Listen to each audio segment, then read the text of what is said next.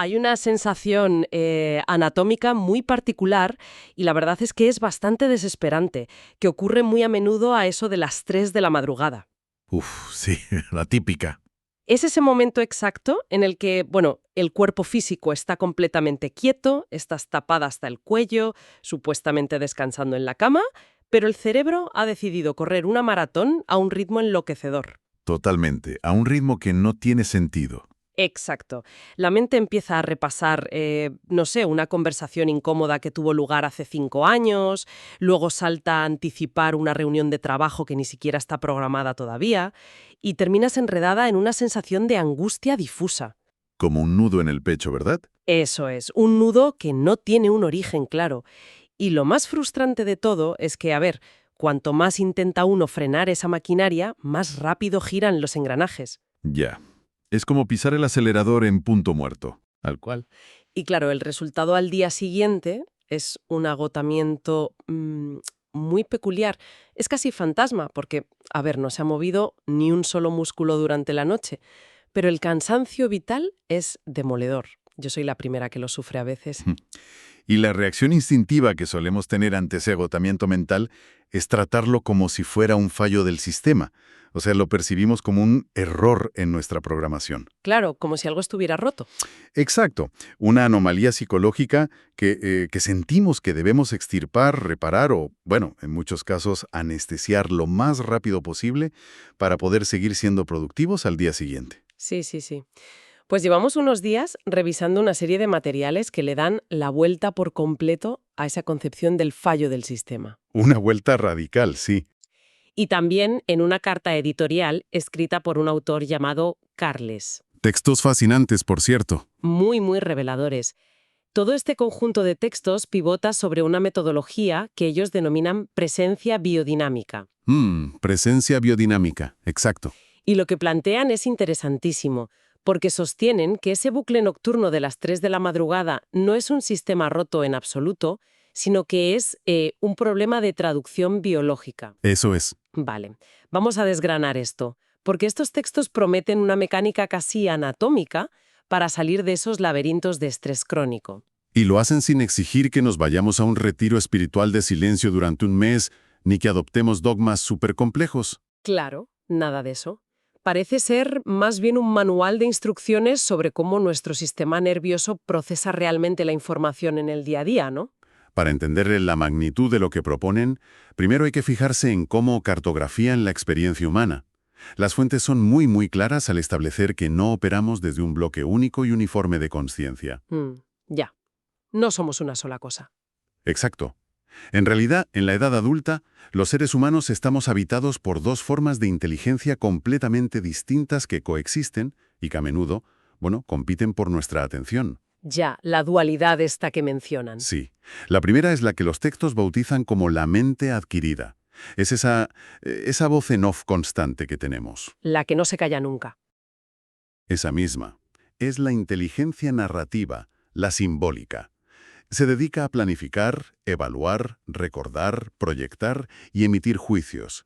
Y opera en un territorio muy específico que los manuales llaman la realidad de segundo orden. A ver, entiendo que cuando hablan de realidad de segundo orden se refieren al mundo de los conceptos, ¿verdad? Sí, exacto. A todo lo que no está ocurriendo físicamente en el milímetro cuadrado donde estamos pisando. Es decir, el recuerdo del pasado, la proyección del futuro, el significado que le damos a la mirada de un compañero de trabajo. Son construcciones. Son pura abstracción. O sea, no hay un objeto en el mundo físico y tangible que se llame la preocupación por la hipoteca. No lo puedes tocar, no pesa, no tiene temperatura. Es puramente un símbolo. Claro, claro. Y, por supuesto, a ver, esta mente adquirida es un salto evolutivo espectacular. Es la herramienta que permite a la humanidad construir ciudades, desarrollar la ciencia, crear leyes. Que no está mal tenerla, vaya. Para nada, es vital. Pero el problema surge porque esta mente no está sola. Convive con lo que el autor llama la mente primordial, o mente cuántica. Mente primordial. Sí, y esta es radicalmente distinta. Es la inteligencia cruda del cuerpo. Es preconceptual, opera exclusivamente en el aquí y el ahora, en lo que definen como la realidad de primer orden. O sea, la experiencia directa y física. El hambre, la sed, el dolor de un golpe, el frío en la cara, lo puramente tangible. Exactamente. Lo que ocurre independientemente de que haya una historia o una narrativa para contarlo. Lo fascinante aquí es cómo funcionan los niños pequeños. Cuéntame. Fíjate, en la infancia temprana, el ser humano habita casi en exclusiva en esa mente primordial. Un bebé de 1 año, por ejemplo, siente hambre, llora con toda su energía, recibe alimento y automáticamente se relaja y se duerme. Claro, el ciclo biológico se completa sin más. Eso es. No hay una voz interna que empiece a rumiar si la leche tenía demasiados carbohidratos o si llorar tan alto a esa hora va a incomodar a los vecinos. O si es un mal bebé por quejarse. Exacto. La experiencia física simplemente es y se agota en sí misma. Es más tarde, cuando desarrollamos la capacidad narrativa, que poco a poco esa mente adquirida toma el control casi total de nuestra atención. A ver, para visualizar cómo coexisten estas dos realidades hoy en día en un adulto, me viene a la cabeza la estructura de un ordenador moderno. A ver, dime. Pues la realidad de primer orden sería el hardware. La placa base, el nivel de la batería, el giro físico del ventilador para enfriar el sistema, el impacto real de los dedos sobre las teclas. Es lo material. Sí, la máquina en sí. Y por otro lado, la realidad de segundo orden, esta mente adquirida, sería la nube o el software. Es ese espacio virtual infinito donde ejecutamos simulaciones constantes, donde abrimos decenas de pestañas simultáneas preguntándonos qué pasará si los tipos de interés suben el año que viene. Es una analogía buenísima, y el detalle clave de esa relación es que el hardware no tiene la capacidad de leer el contenido de la nube. Ujú. O sea, la placa base no sabe si el documento que estás redactando es una declaración de amor o un aviso de desahucio. El ordenador solo registra una demanda masiva de consumo de energía, un aumento de la temperatura y la necesidad de hacer girar los ventiladores al máximo. Qué fuerte, claro. Y aquí, justo aquí, es donde el material que estamos analizando sitúa el origen de nuestro estrés crónico. Claro, aquí surge la gran duda lógica, porque si esa nube mental es una herramienta evolutiva tan prodigiosa, la que nos ha sacado de las cavernas, como quien dice, ¿por qué es la principal responsable de que estemos tan exhaustos, con taquicardias, paralizados en la cama de madrugada? Pues porque se produce un fallo de traducción brutal en el sistema nervioso autónomo. A ver. Este sistema, desde un punto de vista evolutivo, es muy antiguo. Está diseñado con un propósito rudimentario y fundamental, que es mantenernos vivos frente a amenazas físicas inmediatas. Como el ataque de un depredador, lo típico. Exacto.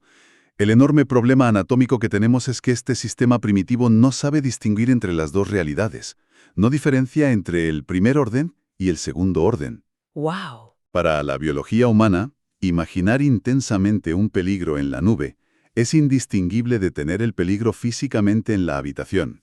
Es decir, si yo estoy rumiando sobre la posibilidad de que mi empresa haga recortes de plantilla el mes que viene, mi cerebro no clasifica eso como una simulación a futuro. En absoluto.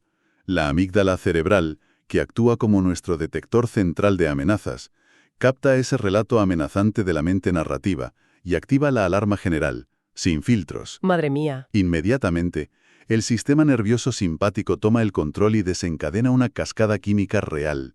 Inunda el torrente sanguíneo de adrenalina y cortisol. Sí, ¿se prepara para la acción? El corazón empieza a bombear mucha más sangre hacia las extremidades, la respiración se vuelve corta y superficial para oxigenar los pulmones, los músculos se tensan. A velocidad. Eso es. Pero todo esto frente a un concepto abstracto llamado recortes de plantilla. Tela. Y ahí es donde se forma lo que los textos llaman el bucle, ¿verdad? Exacto. Porque la amenaza está únicamente en la nube, en el mundo de los símbolos.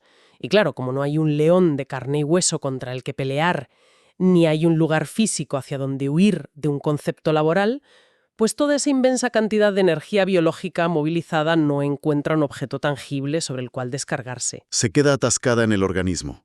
La energía no se disipa. Y lo que ocurre a continuación es perverso, porque el cuerpo percibe toda esa tensión muscular y esa taquicardia sostenida. Ya, ¿y se asusta más? Claro, la mente adquirida, la narrativa, observa esas señales físicas de alteración y concluye, a ver, si el cuerpo está así de preparado para la guerra, la amenaza debe ser inminente y muy grave. Claro, retroalimentación pura. Así que la mente genera escenarios aún más catastróficos para intentar adivinar por dónde viene el golpe. Eso manda nuevas señales de alerta a la amígdala, que segrega más cortisol, lo que tensa más el cuerpo, Es un ciclo cerrado.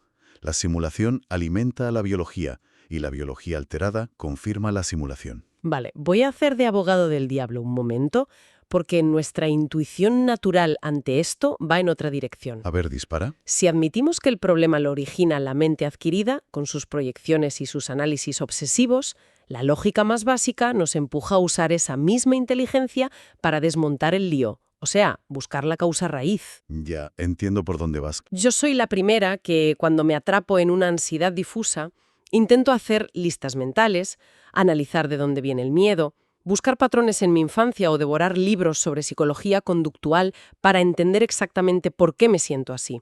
¿Acaso no es pensando cómo se resuelven los problemas que crea el pensamiento? Pues Carles y los manuales de terapeutas somáticos advierten que esa inercia es la trampa definitiva de nuestra cultura moderna. ¿En serio? Sí, sí.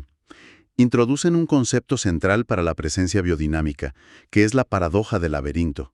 Postulan que intentar escapar de un enredo mental utilizando las mismas herramientas narrativas que lo construyeron equivale a añadir nuevas capas, muros y pasillos al laberinto. O sea, intentar apagar un fuego echándole matemáticas y análisis sociológico. Exactamente.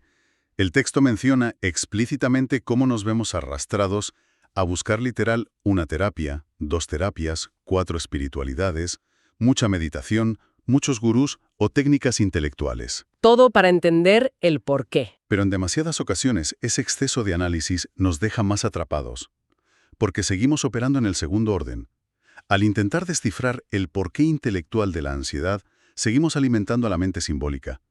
Generamos más relatos sobre nuestros propios relatos. Vaya tela. La solución que plantean no pertenece al ámbito de la comprensión racional. El sistema nervioso no necesita un discurso brillante sobre su propio estrés. Lo que necesita, desesperadamente, es completar un ciclo biológico. Vale, aquí es donde se pone realmente interesante. Porque frente a este bucle interminable, los textos no proponen algo reaccionario como demonizar la mente o apagar el intelecto, que además es anatómicamente imposible. Totalmente imposible, claro. No podemos desconectar el lóbulo frontal. Plantean un enfoque mucho más sofisticado. Pensemos en la mente adquirida como si fuera un detector de humo de ultimísima generación instalado en nuestra casa. Me gusta esa imagen. Cuando empieza a pitar de forma ensordecedora porque detecta humo mental, digamos, una preocupación aguda, nuestra costumbre es plantarnos debajo del aparato a estudiarlo. A ver por qué pita, claro. Exacto. Medimos el volumen del pitido, analizamos si pita en un tono grave o agudo, teorizamos sobre los componentes electrónicos que lo hacen sonar o directamente nos enfadamos con el fabricante. Sí, sí. Lo que sugiere esta metodología no es coger un martillo y arrancar el detector de humo del techo. Lo que sugiere es que dejemos de analizar la naturaleza del pitido y simplemente usemos ese sonido ensordecedor como una alarma clara para salir del edificio y caminar hacia un lugar seguro. Esa es la esencia del cambio de paradigma. La presencia biodinámica enseña a transformar la mente narrativa en un puente. Un puente. Sí, dejar de utilizarla como un juez severo o como una máquina de resolver problemas emocionales y empezar a usarla puramente como un sensor. Ellos lo llaman ejecutar el gesto de retorno. Vale, pero ¿cómo funciona ese gesto de retorno en la práctica real, en medio de todo el ruido mental? Es un movimiento de atención muy preciso. Cuando la mente narrativa se da cuenta de que está atrapada en el bucle, ese momento de lucidez donde notas que llevas 20 minutos rumiando sobre algo inútil. Sí, te dices, madre mía, otra vez dándole vueltas a lo mismo. Exacto. Pues su única función no debe ser investigar la causa, sino emitir un simple reconocimiento. Decir, hay mucha actividad aquí, hay malestar, voy a ir a sentirlo. O sea, solo reconocerlo. Solo eso. Y en ese preciso instante, la atención abandona la nube de pensamientos y se redirige deliberadamente hacia la inteligencia del cuerpo, hacia la mente primordial de primer orden. Convierte la rumiación, que antes era una trampa, en el recordatorio exacto que empuja la atención de vuelta a la biología. Vale, pero tenemos que bajar esto al suelo porque aquí es donde las teorías a menudo fracasan frente a la realidad de un lunes por la mañana. A ver, ponme un ejemplo. Pongamos un caso extremo, pero muy común para quienes nos escuchan. Estás en la oficina, acabas de recibir un correo pasivo-agresivo de un supervisor que insinúa que tu proyecto es un desastre y empiezas a hiperventilar. Típico, sí. La mente es un torbellino de escenarios sobre un despido inminente, haces ese gesto de retorno, decides cruzar el puente hacia el cuerpo. ¿Qué es exactamente lo que tienes que buscar ahí? Buena pregunta. Porque si el foco en el cuerpo consiste en decir, me duele mucho el estómago de la rabia que me da este supervisor y la injusticia de la situación, sospecho que sigo en el laberinto. Sigues de lleno en el laberinto. Absolutamente. Porque términos como rabia, injusticia o supervisor son etiquetas narrativas, siguen perteneciendo a la realidad de segundo orden. Ya, claro, sigo en la nube. Para aterrizar realmente en el primer orden, el corpus teórico introduce el concepto de la sensación sentida o la textura viva. Textura viva. ¿Qué concepto más chulo? Es muy descriptivo. Se trata de observar variables puramente anatómicas, físicas y preconceptuales en el aquí y el ahora absoluto. O sea, apagar el audio y los subtítulos de la película dramática que me estoy montando y prestar atención solo a la temperatura de la sala del cine. Esa es la dinámica. Una vez hecho el gesto de retorno, la instrucción es escanear el organismo buscando datos tangibles. Datos físicos. Exacto. Se observa la temperatura corporal, o sea, hay un calor abrasador subiendo por el cuello o las manos se han quedado heladas. Ya. Se busca la densidad y la tensión. Se percibe una presión apretada y pesada en el centro del pecho como un bloque sólido, o hay ligereza en alguna extremidad. Se presta atención a los ritmos internos. Como el pulso. Sí, el zumbido en los oídos, la cadencia exacta de la respiración rasposa, la frecuencia de las pulsaciones, incluso se observan los impulsos motores latentes. ¿A qué te refieres con impulsos motores? Así el cuerpo siente una necesidad física de encogerse en posición fetal o de estirar la mandíbula o de empujar algo con los brazos. Se observa toda esa física sin añadirle ninguna historia que justifique por qué está ahí. Entiendo la mecánica de observar el calor en el cuello en lugar de el concepto de despido, pero la pregunta fundamental, la que se hará a cualquier persona escéptica en nuestra audiencia, es ¿cómo ayuda exactamente sentir el calor del cuello a resolver mi crisis de estrés y mi hiperventilación? Ya parece contraintuitivo. Claro, o sea, ¿qué ocurre realmente bajo el capó a nivel fisiológico cuando muevo la atención de esta manera? Aquí es donde la anatomía nos da la respuesta. Si conectamos esto con el panorama general, es donde ocurre lo que las fuentes denominan la digestión de la vida. Digestión de la vida. Sí, volvamos al comportamiento del sistema nervioso que comentábamos antes. Dijimos que la amígdala dispara la respuesta de estrés porque está leyendo la simulación catastrófica que proyecta la mente en la nube. Sí, el tigre imaginario. Pues bien, cuando aplicas el gesto de retorno y anclas el 100% de tu atención en la textura viva y concreta, en ese calor del cuello, en el hormigueo de los muslos, le estás cortando el suministro narrativo a la amígdala. Dejas de proyectar el tigre imaginario del despido. Ah, claro. Al dejar de mirar la pantalla, la película de terror se apaga. Y el cuerpo de repente registra que en su realidad física inmediata, de primer orden, no hay absolutamente ninguna amenaza letal. Solo hay un cuello caliente y unas manos frías. Eso es. Al no recibir más confirmaciones narrativas de peligro, la amígdala frena la señal de alarma. Y aquí entra en juego la otra mitad del sistema nervioso autónomo, ¿Cuál es esa? el sistema parasimpático, que es el encargado del reposo, la recuperación y la asimilación. Al darle espacio a esas sensaciones físicas intensas para que simplemente existan, sin reprimirlas ni juzgarlas, el sistema parasimpático se activa. Y empieza a limpiar, supongo. Exacto. Comienza a metabolizar todo ese torrente de adrenalina y cortisol que estaba atascado en el torrente sanguíneo.